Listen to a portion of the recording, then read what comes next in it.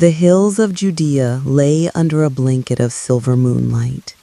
The wind moved softly among the olive trees, whispering through their leaves as if passing along an ancient secret.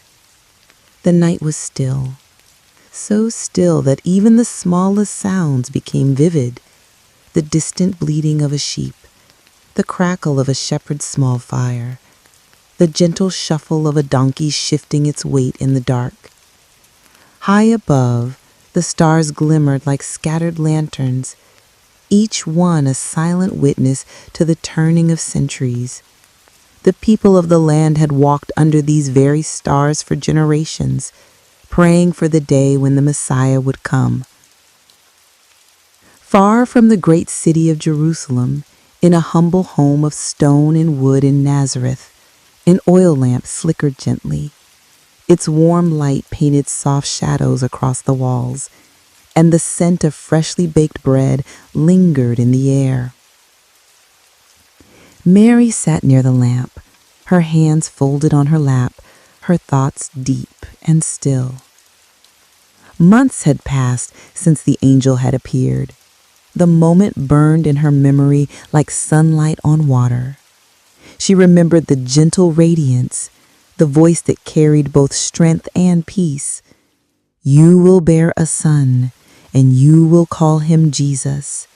He will be great and will be called the Son of the Most High. Her life had been simple before, tending to daily chores, drawing water from the well, grinding grain for bread. But now, each day carried a quiet weight, not a burden, but a sense that every breath, every heartbeat was part of something greater than herself. Joseph, her betrothed, worked at his carpenter's bench in the corner, smoothing the edge of a cedar beam. The steady scrape of his tool was the only sound between them. But in that silence, there was no distance, only shared understanding. At first, Joseph had struggled to believe her story, until a dream had come to him, a dream sent by God, telling him not to fear, but to take Mary as his wife. Since then, he had stood beside her, his faith steady, his hands building, preparing, providing. Beyond their walls, the Roman Empire moved like a great shadow over the land. Soldiers marched the dusty roads, their sandals striking in unison, their eyes scanning every face. The emperor's decree had spread across the provinces. Every man must return to his ancestral home to be counted in the census.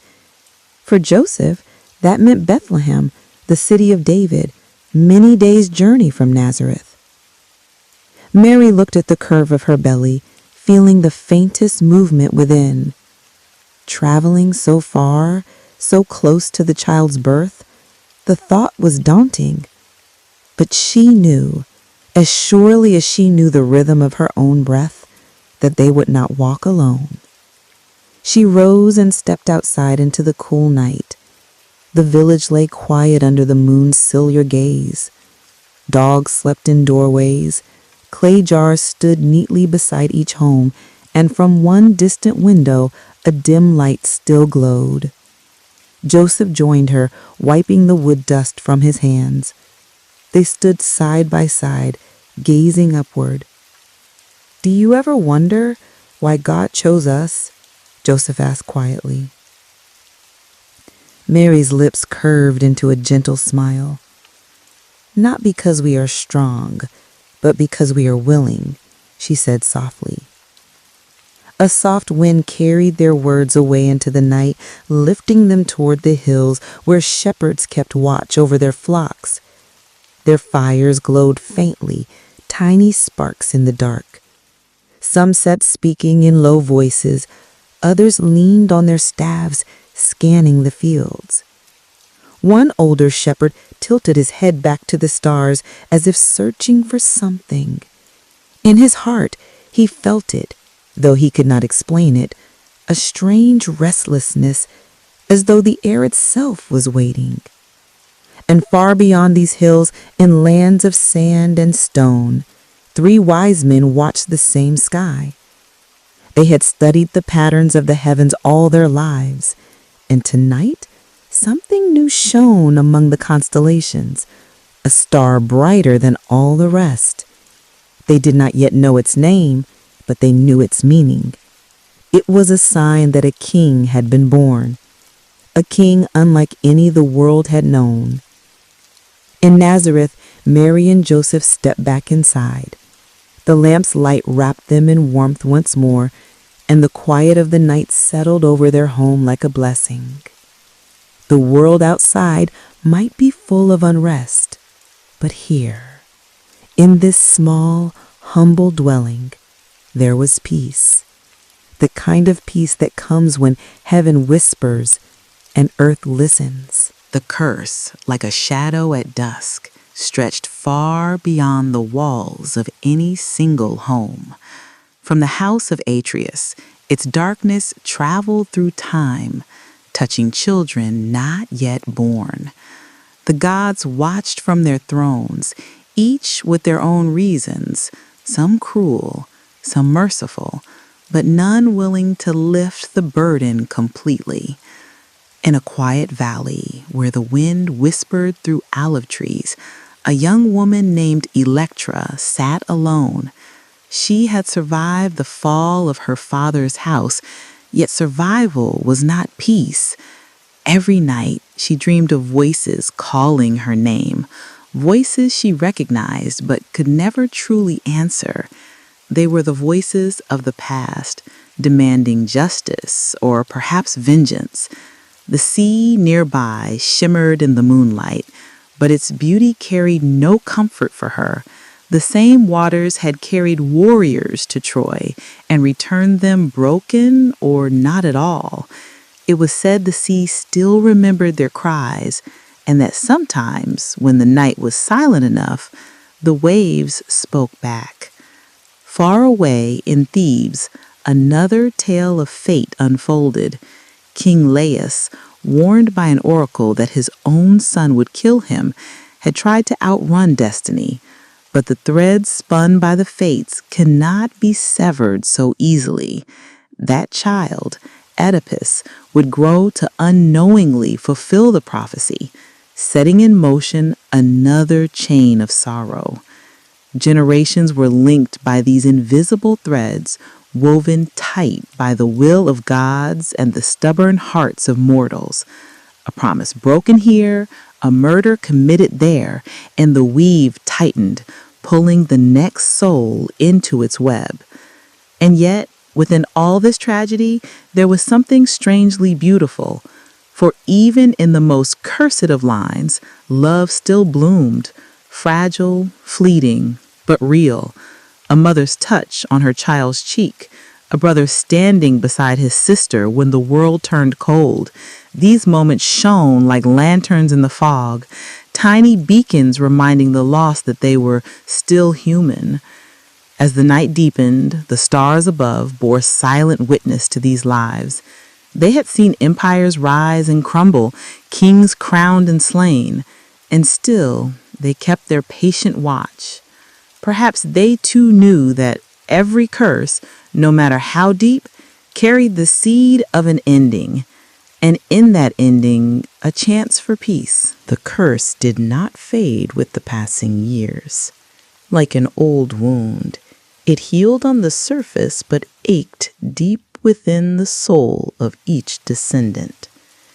The stories of Atreus, Agamemnon, and Clytemnestra were whispered by firelight, told not as distant myths, but as warnings.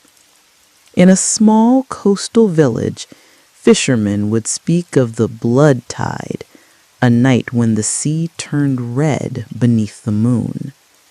They said it was the curse showing itself again, a reminder that even nature was drawn into the sorrow of this lineage. Whether the blood came from war, betrayal, or the gods themselves, no one could say. Orestes, son of Agamemnon and Clytemnestra, had wandered far from Mycenae in search of absolution. The Furies, those relentless spirits of vengeance, pursued him without rest. Their eyes burned with the fire of justice, their voices a constant whisper in his ears. Some nights he would wake in the dark, feeling their breath at the back of his neck. One winter evening, Orestes came upon a ruined temple in the hills. The columns leaned as though weary of centuries, their marble faces cracked and scarred. Inside, an old priestess waited for him, as if she had known he would come. Her voice was low, but her words cut deep. You cannot run from blood, Orestes, but you can choose what to do with it. Those words followed him long after he left the temple. Electra, still in Mycenae, felt her brother's absence like a missing heartbeat. She spent her days tending to the graves of those they had lost, speaking aloud to the stones as if the dead might answer. Sometimes, in the hush before dawn, she thought she heard footsteps behind her, too light for a soldier, too soft for a thief. She never turned to look. Meanwhile, in Delphi, the oracle sat upon her tripod, inhaling the sacred vapors and murmuring visions of the curse's end. She saw not just the house of Atreus, but countless others bound by fate, kings, beggars, warriors, and lovers, all walking toward an unseen shore. The gods, she knew, would not intervene. Their game was still being played. And so the curse stretched on, weaving itself into new stories. Sometimes it appeared in the rage of a king, other times in the sorrow of a widow. It lived in songs sung quietly by the hearth, in tears shed where no one could see. It was everywhere, and it was nowhere. Yet, for all its reach, there remained the faintest glimmer of hope. Perhaps not for Orestes or Electra, but for some distant child not yet born. A soul who might walk free of the shadow, carrying only the memory and not the weight of what had come before. The stars above did not blink, but if they could have, perhaps they would have smiled. The years rolled onward, but the shadow of the house of Atreus stretched far beyond its walls. Travelers spoke of their fate in distant marketplaces, where merchants sold figs and olives beneath the hum of cicadas. Children in far-off villages played games that reenacted the tragedies of kings they had never met. Orestes had taken refuge in the sacred groves of Arcadia, where the air was thick with pine and the earth was soft with fallen needles. Each day he walked among the tall trees, hoping their ancient silence would quiet the voices that haunted him. But the Furies were not bound by earth or air. They followed like a second shadow, silent now, yet never absent. One evening, while the forest glowed gold beneath the sinking sun, Orestes found a shrine no map had marked. Moss covered its stones, and ivy curled around its offerings of broken amphorae and faded flowers. Upon the altar lay a single bronze dagger, its hilt worn smooth by countless hands.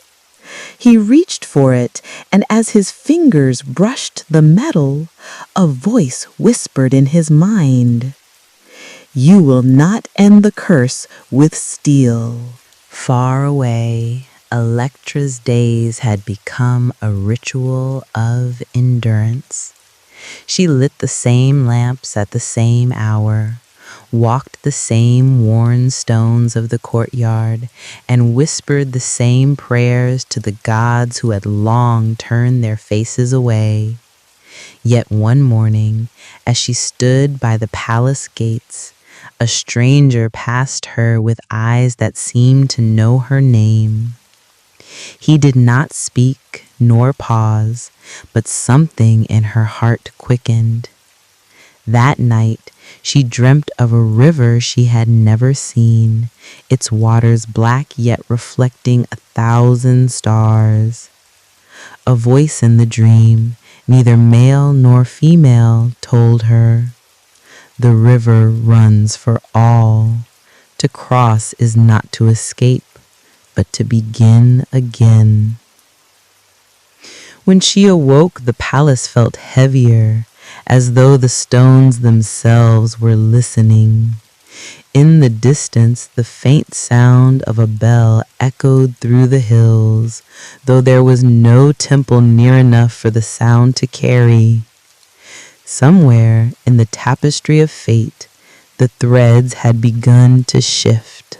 The years had turned the once mighty palace of Mycenae into a silent monument of grief. Its great gates still stood, but the golden inlay had dulled, and ivy crept up the stones like slow green fire. Every step in its corridors carried the echo of voices long gone. Kings, queens, and servants whose laughter and cries had faded into the dust. In the high chamber where Agamemnon had once ruled, a woman sat alone beside a dying fire. Her name was Ismara, a distant cousin of the Cursed Bloodline. Though she had never seen the wars or betrayals firsthand, she carried the heaviness of them in her eyes. As a child, she had been told not to speak the family's name aloud at night for fear the dead would answer. That evening, the wind howled through the cracks of the old palace, and Ismara heard something stranger than the wind. A whisper, low and insistent, calling her name. She followed the sound down a narrow passage until she reached a sealed door she had never seen before. She hesitated only a moment before pushing it open. Inside, the air was cold and sharp, and the chamber beyond was lit by a single flickering lamp. On a table lay a scroll brittle with age, its seal broken long ago. She reached for it, and the moment her fingers touched the parchment, the whispering stopped. Ismara unrolled the scroll with trembling hands. The words were written in a language she could not fully understand, yet some phrases struck her as if they were meant for her alone. Blood remembers. Fate repeats. Only the silence can break the chain. She did not know how long she stood there, reading and rereading the faded lines. Then, from the darkness behind her, came a faint sound, the creak of leather, as if someone had shifted their weight. She turned sharply, but the room was empty. The lamp's flame shivered, though there was no wind. The whisper returned, clearer now. It was not just one voice, but many, layered atop one another like waves breaking on a distant shore. Some wept, some called her name, and one, deep and solemn, spoke a warning. You must leave before the moon falls, or you will never leave at all." Her heart pounded. She rolled the scroll quickly, tucked it beneath her robe, and fled the chamber. Behind her, the lamp extinguished itself with a soft hiss, and the sealed door swung shut without a hand to touch it. When she reached the outer courtyard, the night air felt sharp and clean, but the weight of the voices followed her. She knew now that the curse was not just a shadow in the past. It was alive, and it had noticed her. Days passed, but the voices in Ismara's mind did not fade. They grew bolder, sometimes whispering to her as she walked through the market, sometimes murmuring at night as she tried to sleep. She sought answers from the village elders, but their eyes clouded with fear at the mention of her family name. One old man, his back bent with age, took her aside and spoke in a trembling voice. "Child, the house of Atreus does not sleep. It does not forgive. You have touched something that should have remained sealed." He told her of the first betrayal, the feast of blood, the endless chain of vengeance. As he spoke, she felt the scroll beneath her robe grow heavier, as though it knew it was the subject of their conversation. That night, unable to bear the weight of ignorance any longer, Ismara returned to the palace alone. The moon was thin and pale, casting faint silver lines across the cracked stones. The great gates groaned as she pushed them open, and the silence inside was thicker than the night air. Inside, the air was cold and dry. Her footsteps echoed through the vast hall. She made her way to the sealed chamber, but when she reached it, the door was already open. The lamp was lit, and seated beside it was a man in dark robes, his face hidden in shadow. "Who are you?" Ismara demanded, her voice trembling. The man did not answer at once. Instead, he gestured toward the scroll in her hands. "You have read the words, but you do not understand them," he said finally, his voice deep and unhurried. "The blood curse is a chain. Each link is a life. Break one link and you save them all, or you doom yourself." Before she could speak, he stood. The lamp's light seemed to bend around him, and for an instant she thought she saw the faces of the dead flicker where his shadow fell. "Leave this place, Ismara," he said. "The moon is nearly gone." When she looked again, the chamber was empty.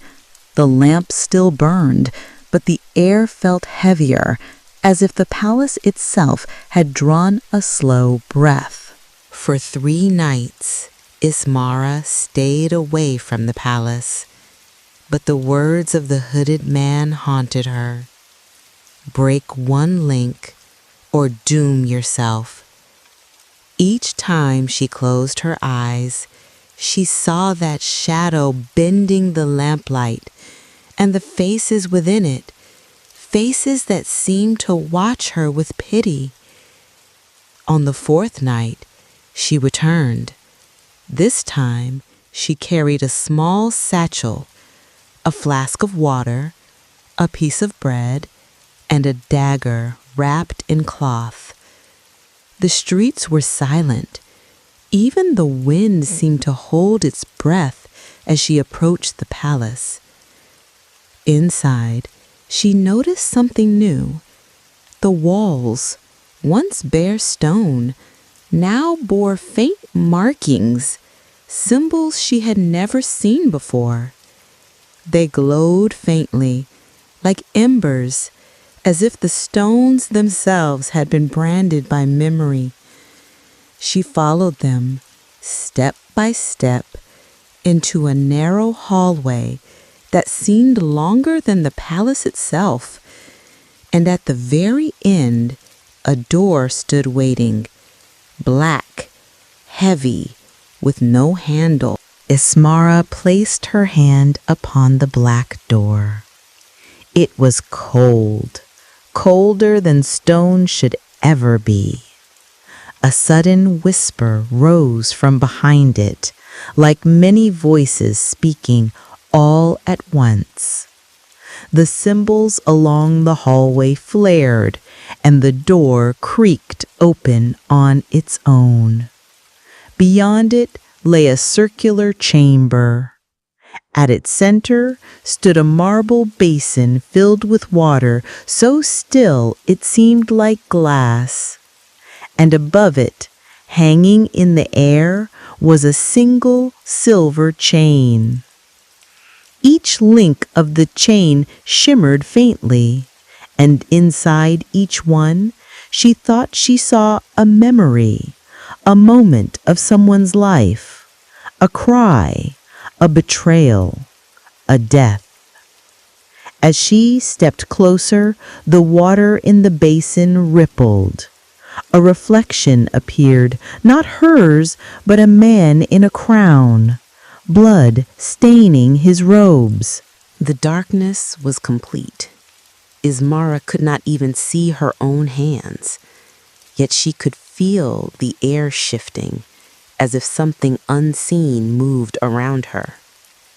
Then a voice, deep, patient, and impossibly old, spoke from the blackness. One link, one fate, one choice. A dim glow began to return, not from any torch, but from the chain itself. Now it hung just inches from her face. The memories inside its links played faster, flashes of love turning into war, peace shattering into bloodshed. She reached out and touched the nearest link. Instantly, the cold shot through her bones, and the vision dragged her in. She stood in a sunlit courtyard centuries in the past. Soldiers marched past her, their faces familiar yet not her own. A young king, barely a man, was being crowned, and behind him a shadow moved, unseen by all but her. The shadow's voice whispered, this was where it began. Ismara tried to step forward, but the scene dissolved like smoke. The world twisted, pulling her through another link. Now she was in a grand banquet hall. The air was thick with laughter, music, and the smell of roasted meat. A queen in crimson robes raised a goblet, and without warning, her eyes widened in horror. She clutched her throat and collapsed, her goblet spilling red across the marble. The hall erupted into chaos, but through the madness, Ismara saw it again, the same shadow moving silently between the guests, as if weaving an invisible thread. It turned its face toward her, though no one else seemed to notice, and in that moment she realized the shadow was in every memory, in every tragedy. The vision faded. She was back in the chamber. The chain swayed gently, as if waiting for her next choice. The chamber felt colder now. Ismara stood before the swaying chain, her breath misting in the dim light. One link pulsed faintly, drawing her in. She reached out and was pulled into a wind-swept cliffside. Below her, waves crashed against jagged black rocks. A lone fortress stood at the cliff's edge, its walls weathered by centuries of storms.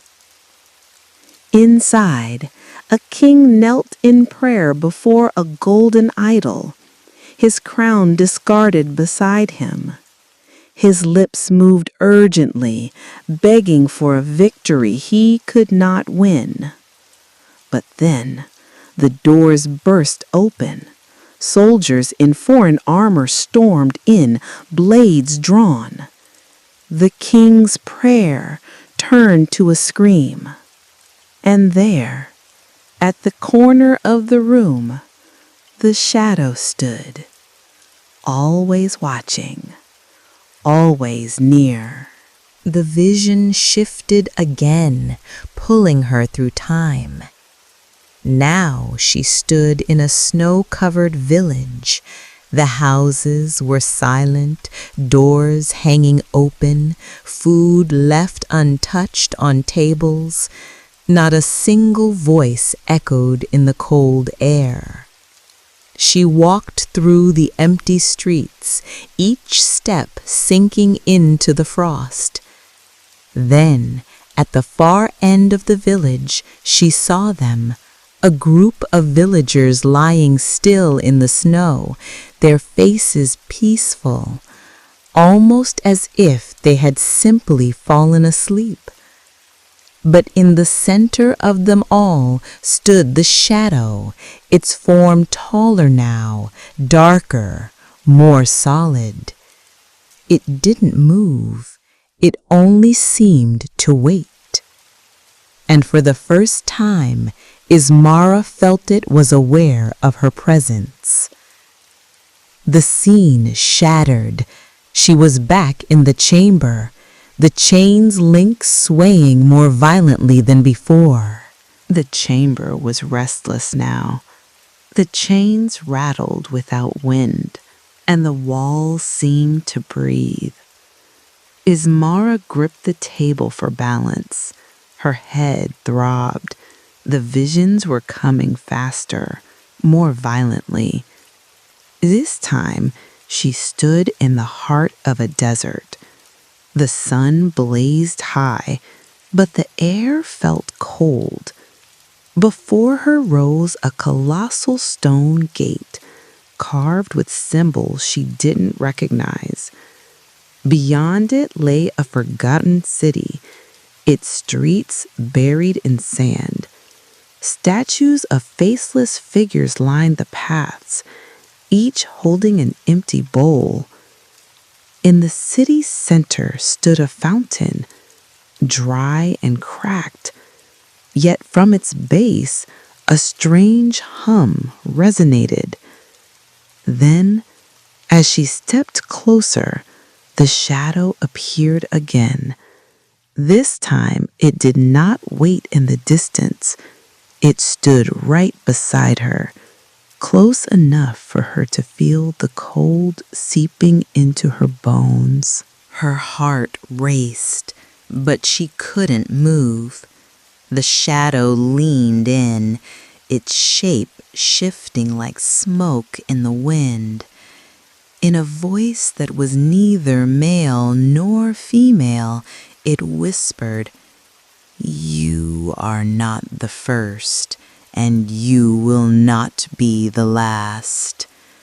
The words echoed in her mind as the city crumbled around them.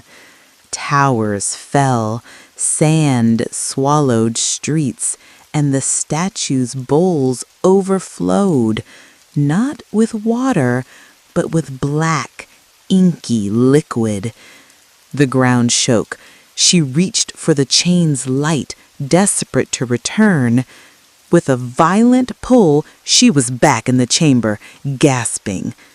But now the chain's glow was fading, and she realized something terrible. Every vision, every place she saw was a place where the shadow had taken something, and it was getting closer to her world. The chamber's silence was heavier than before. The chains no longer rattled. They simply hung there, still and cold. Ismara stepped forward, her hands trembling. She could feel the weight of every vision pressing down on her chest. She knew now the shadow was not just a specter. It was a collector, gathering pieces of worlds, swallowing them until nothing remained. Her only hope was to use the chain's fading light before it vanished completely. Closing her eyes, she whispered the old words she had learned from the diary. What is taken can be returned, if the heart remembers the way. The chain shivered, a faint glow returning, and in a blink, she was pulled into her final vision. She stood in a moonlit forest. The trees whispered her name. In the center, there was a silver bell hanging from a branch, its surface etched with stories of every place she had seen. Ismara approached the bell. Her reflection shimmered on its surface, but she wasn't alone. The shadow stood behind her in the reflection, its form now sharper, almost human.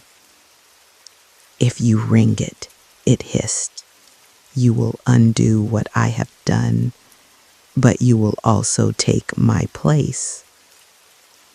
She hesitated. Every world she had seen, every life taken, she could set them free, but it would mean never returning to her own. Her hand touched the bell.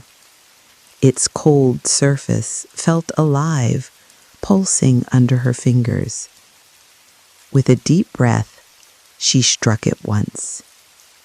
The sound was unlike anything she had ever heard, deep, pure, and endless. The visions reversed. The desert bloomed. The city stood tall again. The statues held water instead of darkness. One by one, the worlds returned. And then, silence. When the chamber came back into view, the chains were gone. The shadow was gone, and so was Ismara. In her place, the silver bell hung from the ceiling, waiting for the next hand that dared to touch it.